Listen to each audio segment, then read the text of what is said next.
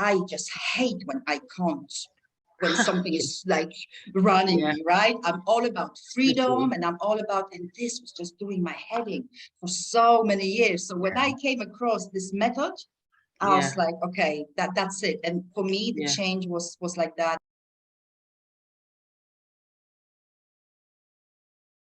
It's a good news because it means that there's nothing wrong with you. There must be a common denominator there. Maybe what I tell you, you already know, or maybe you don't, right? But there must be a common denominator there.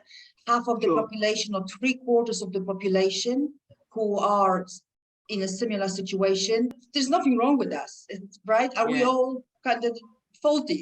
No, no, we're not faulty. There is something else there. The common advice that's being given out there just doesn't, it works for fit people. Intermittent fasting works for fit people who already have a good relationship with food. And maybe doing some restriction to do some extra bodybuilding. It's for healthy, fit people. It's not for people who are dysregulated, right? We are animals in part. And a lot of the things and decisions that we make are on autopilot. They are animal-based, they are instinct-based, right? Survival instincts and procreation instincts and survival of the species and all that, right? So when you crossing the street and there is a car coming, you don't have to think about it consciously. You're gonna get off the street, right? The same way the dog would get off the street, the same way a cockroach would get off the street. It's an animalistic instinct, right? But there are also, but we are not just animals. We are also humans, right? So the animalistic instincts come from the most primitive part of our brain, right? The lizard brain, they call it, that sits right here.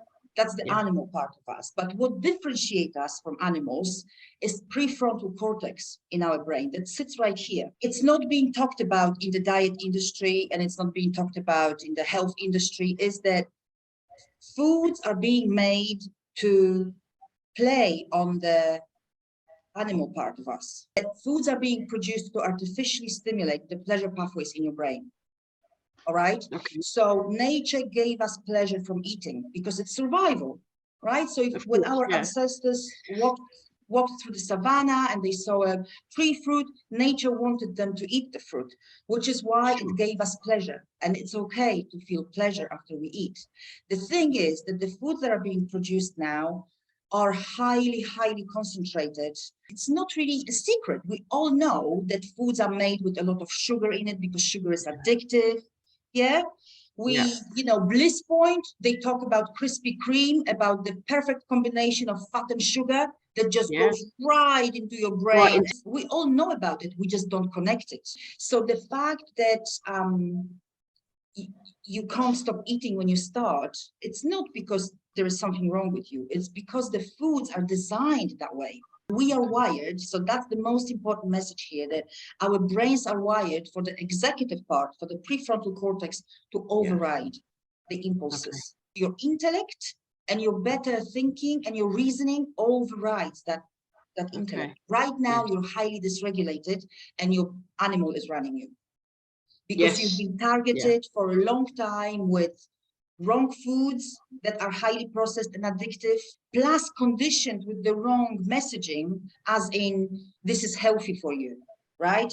Plant-based healthy. Doesn't matter what it is, just as long as there's no animal produce there, must be healthy, right? Or go do intermittent fasting, or, you know, all those messages that you've been surrounded by, plus the confusion. Your animal part loves the confusion, because you see, the thing is that the survival part of you, it wants the, and it's, by the way, it's a physical part of the brain, but it's also been by psychologists identified as a part of our psyche as well. That part of you that doesn't want you to get better, that part of you that wants you to stay in the same place because it's comfort, and comfort means safety. This is down to the most primitive kind of basis, right? It doesn't want you to have any aspirations. It wants you to be switched off from that.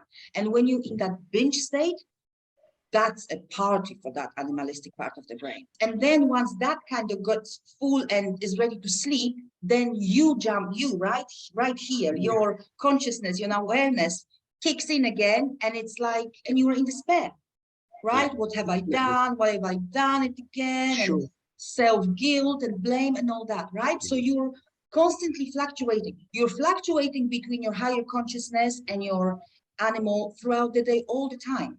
But it's just for other areas of your life, you have your human part in control and you're able to control yourself, right?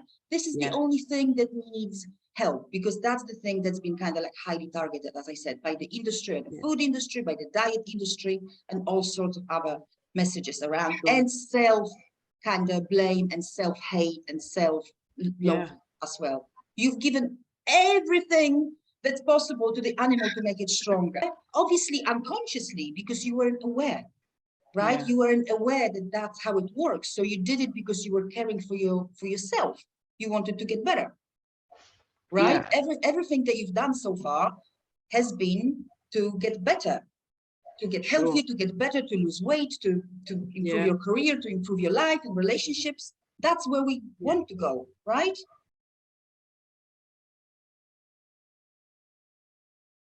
The first part is to regulate you, to basically put that animal part of you in a cage, so then I can interact with you, the higher thinking, and we can condition you and train you back, right? So the way we regulate you is I help you to mentally separate yourself from that animal part of your brain. And then once that's done, and that's pretty much done usually after the first session, because once you get that concept, and if it resonates with you, people really take it on and feel empowered. And then we train your higher brain to override the lizard brain when it tries to get out of the cage, basically. By changing mindset, by identifying the associations that you have with foods now, your beliefs around foods, and questioning them, and basically ridiculing the animal.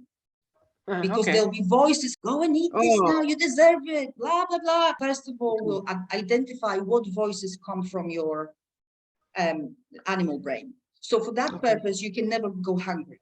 So one of the requirements of the program is that you eat, that you don't try to do intermittent fasting, that you don't try to do 1 meal per day and all that you eat sufficiently, sufficient diet, so you're not hungry.